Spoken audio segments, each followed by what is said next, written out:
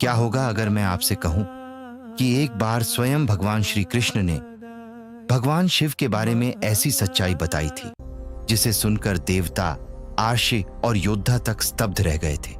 एक ऐसी सच्चाई जो बताती है कि शिव सिर्फ विनाश के देवता नहीं, बल्कि पूरे ब्रह्मांड के सबसे दयालु, सबसे रहस्यमयी और सबसे महान योगी हैं।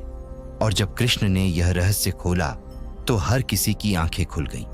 यह कहानी है भगवान कृष्ण द्वारा बताए गए महादेव की असली महिमा की।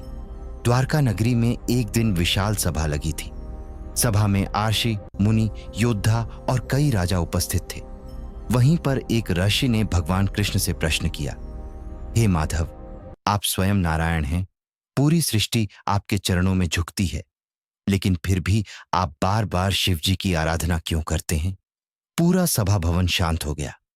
सब जानना चाहते थे आखिर कृष्ण और शिव का असली संबंध क्या है। तभी भगवान कृष्ण मुस्कुराए, उनकी आंखों में दिव्य तेज चमक उठा और फिर उन्होंने जो कहा उसे सुनकर सबके रोंगटे खड़े हो गए। भगवान कृष्ण बोले, तुम लोग शिव को सिर्फ त्रिशूल धारण करने वाला देवता समझते हो, लेकिन शिव उससे कहीं अधिक है। जब इस ब्रह्मांड में कुछ भी नहीं था, ना पृथ्वी, ना आकाश, ना समय, तब भी शिव थे। सभा के सभी लोग ध्यान से सुन रहे थे। कृष्ण आगे बोले, शिव आदि हैं, अनंत हैं और स्वयं समय के भी स्वामी हैं। वह विनाश नहीं करते, बल्कि अधर्म का अंत करते हैं। जो संसार मोह में फंसा है, शिव उसे मुक्त करना चाहते हैं।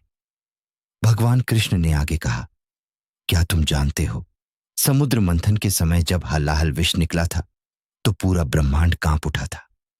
देवता भाग रहे थे, असुर डर गए थे, हर ओर मृत्यु का भय था।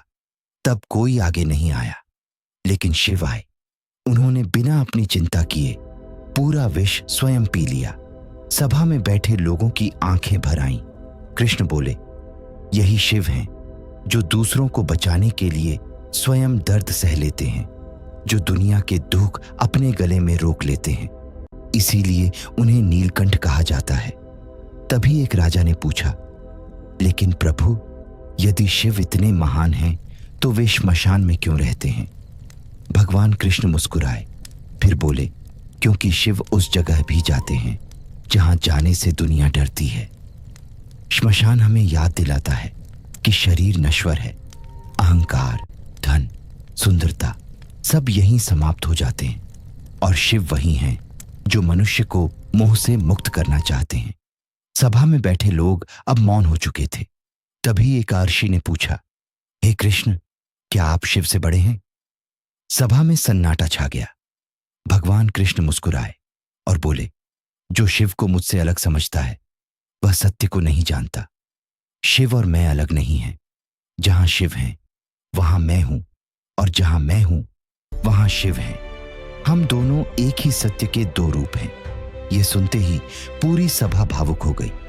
भगवान कृष्ण ने अर्जुन को भी एक बार शिव की महिमा बताई थी। महाभारत युद्ध से पहले जब अर्जुन को पाशुपतास्त्र चाहिए था, तब कृष्ण ने ही उन्हें शिव की आराधना करने को कहा। अर्जुन ने कठोर तपस्या की और फिर शिव स्वयं प्रकट हुए। उन्होंने अर्जुन को दिव्य पाशुपतास्त्र दिया। तब कृष्ण बोले, देखो अर्जुन, जिस पर शिव प्रसन्न हो जाए उसे संसार की कोई शक्ति हरा नहीं सकती। कृष्ण बोले, शिव सिर्फ देव नहीं है, वे चेतना हैं, वे ध्यान हैं, त्याग हैं, प्रेम हैं। वह गरीबों के भी देव हैं, भूत प्रेतों के भी स्वामी हैं और देवताओं के भी देव हैं। उनके लिए कोई छोटा बड़ा नहीं। जो सच्चे मन से उन्हें पुकार ले, शिव उसके हो जाते हैं। सभा समाप्त होने लगी, लेकिन हर व्यक्ति के मन में अब शिव के लिए सम्मान पहले से कई गुना बढ़ चुका था। तभी भगवान कृष्ण ने आखिरी बात कही, यदि तुम सच में मुझे पाना चाहते हो तो पहले अपने भीतर के अहंकार को समाप्त करो, क्योंकि जहां अहंकार समाप्त होता है वहीं से शिव शुरू होते हैं। और यही भगवान शिव की असली सच्चाई है। महादेव सिर्फ विनाश के देवता नहीं, वह करुणा है, त्याग है और मुक्ति का मार्ग है। और शायद यही कारण है कि स्वयं श्री कृष्ण भी महादेव को प्रणाम करते थे। कमेंट में लिखिए हर हर महादेव। Like, share, subscribe.